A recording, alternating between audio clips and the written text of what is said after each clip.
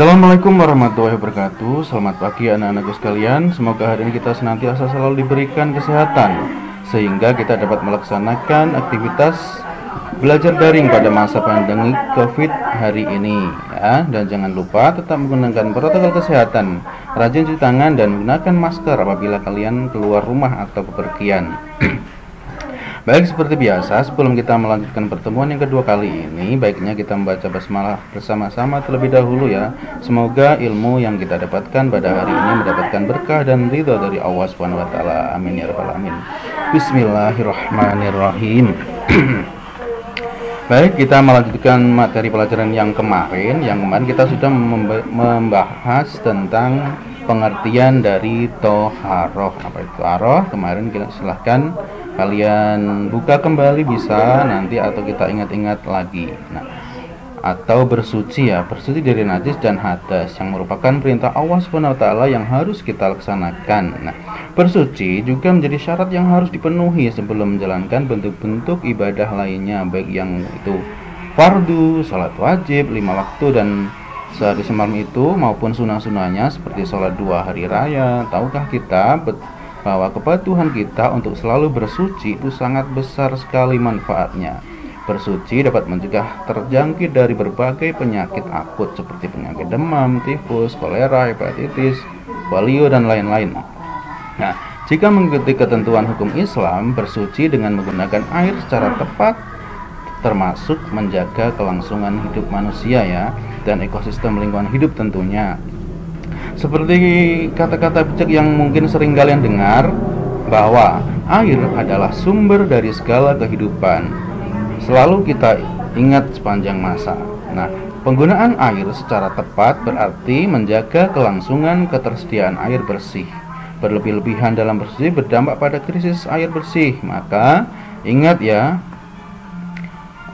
seperti yang sudah disampaikan di info pemerintahan bahwa 3.800-an lebih anak sebangsa setanah air se-Indonesia ini meninggal sia-sia karena terjangkit berbagai penyakit akut yang disebabkan kekurangan air bersih. Maka kita harus selalu menggunakan air sebisanya saja, sewajarnya dan seperlunya. Jangan sampai kita menggunakan air yang berlebihan untuk bersih.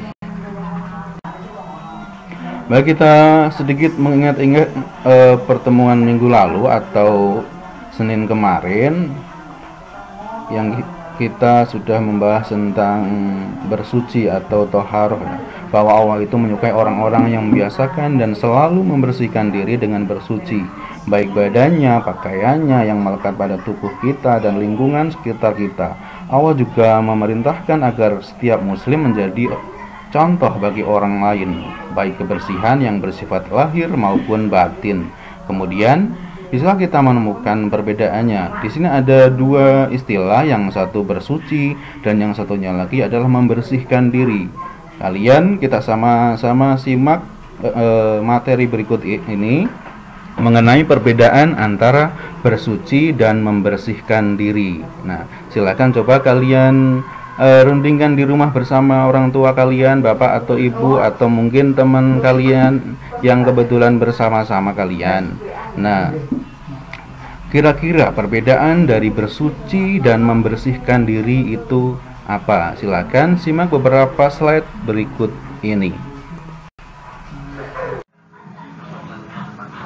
Kompetensi dasar yang disampaikan pada hari ini yaitu menghayati anugerah Allah berupa air dan benda-benda lain yang dapat digunakan sebagai alat bersuci. Yang kedua, menjalankan perintah perilaku bersih sebagai implementasi dari pemahaman tentang alat-alat bersuci. Kemudian, memahami alat-alat bersuci dari najis dan hadas. Kemudian juga mengkomunikasikan penggunaan alat-alat bersuci dari najis dan hadas.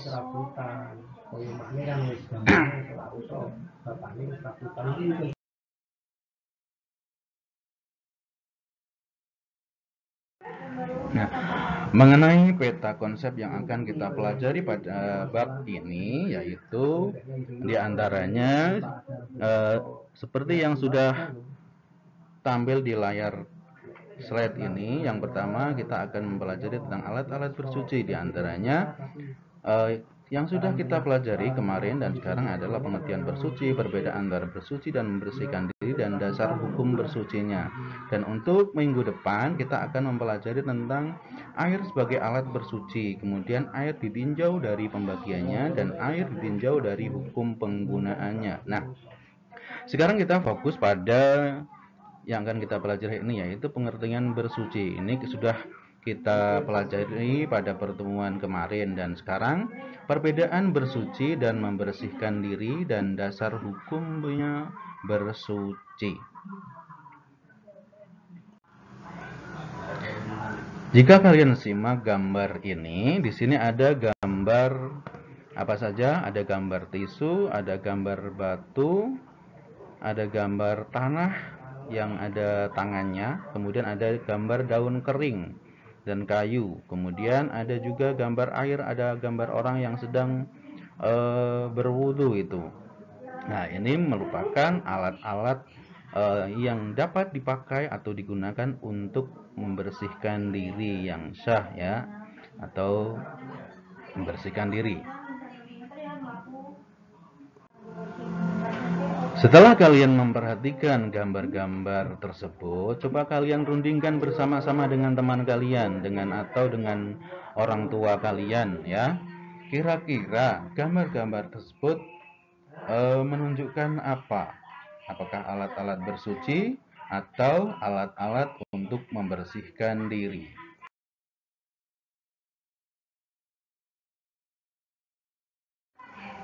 Seperti yang sudah kita pelajari kemarin, bahwa pengertian bersuci adalah membersihkan diri dari segala sesuatu yang menjadikan diperbolehkannya mengerjakan ibadah sholat, tawaf, dan membaca Al-Quran atau ibadah lainnya yang mewajibkan seseorang harus dalam keadaan suci. Perbedaan bersuci dan membersihkan diri. Bersuci sudah pasti menyertakan perbuatan membersihkan diri, tetapi membersihkan diri itu belum tentu termasuk bagian dari bersuci. Nah, bisakah kita membedakan dua istilah berikut ini? Istilah yang pertama adalah bersuci dan yang kedua adalah membersihkan diri. Coba kita cermati bersama-sama tabel berikut ini, ya. Yang pertama ada kolom unsur-unsur dan kemudian ada kolom bersuci dan membersihkan diri. Nah, kolom yang nomor pertama yaitu menyertakan niat. Apakah bersuci kita harus menyertakan niat? Ya, tentu. Kalau bersuci kita harus ada didahului dengan niatnya. Kemudian kalau membersihkan diri, apakah kita harus menyertakan niat? Tidak. Kemudian yang kedua, bertujuan untuk membersihkan. Ya, kalau bersuci dan membersihkan diri itu sama-sama untuk membersihkan badan kita. Kemudian poin yang ketiga, bersuci itu menggunakan tata cara yang diatur oleh syariat Islam melalui ketentuan fikih. Kemudian apakah membersihkan diri itu juga sama seperti itu? Tidak, ya, karena membersihkan diri itu intinya yang penting kita bebas dari najis itu. Tidak harus menggunakan tata cara yang diatur oleh syariat Islam, tapi kalau bersuci itu harus. Kemudian yang poin berikutnya yaitu mengikuti pola hidup sehat. Nah, keduanya ini sama-sama merupakan unsur yang harus dilakukan untuk mengikuti pola hidup sehat. Tujuan membersihkan diri dan bersuci juga berbeda. Membersihkan diri untuk membersihkan kotoran yang melekat dan mengikuti pola hidup sehat. Kalau bersuci bertujuan agar ibadah yang dilakukan itu diterima, seperti sholat yang tidak akan diterima di sisi Allah. Nah, jika pelakunya tidak dalam keadaan suci, meskipun demikian tanpa menjadi tujuan bersuci dengan dirinya juga akan mengantar pelakunya bersih dari kotoran dan berpola hidup sehat. Nah, jadi kesimpulannya adalah bersuci sudah pasti menyertakan perbuatan membersihkan diri, tetapi kalau membersihkan diri belum tentu termasuk bagian dari bersuci. Mengenai dasar hukum bersuci, ini Allah Subhanahu wa taala sudah berfirman dalam surat Al-Baqarah ayat 222 yang berbunyi, Innallaha yuhibbut tawwabina wa yuhibbul mutatahhirin. Sesungguhnya Allah menyukai orang-orang yang bertaubat dan menyukai orang yang mensucikan diri. Jadi kita dalam Islam itu semuanya sudah diatur, semuanya sudah ada pedomannya. Kita tinggal melaksanakan ketentuan-ketentuan syariat Islam agar ibadah kita ini diterima oleh Allah Subhanahu wa taala. Dan tugasnya untuk minggu ini tidak banyak ya. Coba kalian simak materi slide dari tadi yang berjudul bersuci, kemudian perbedaan bersuci dan bersihkan, dan dasar hukum bersuci. Kemudian kalian tulis ke dalam buku tulis kalian ya. Setelah itu bukunya disimpan dan dikumpulkan pada pertemuan nanti kalau sudah diperbolehkan atau ada perintah untuk mengumpulkan tugas. Baik, selamat belajar. Cukup sampai di sini pertemuan pada hari ini. Semoga kita tetap dan selalu dalam keadaan sehat.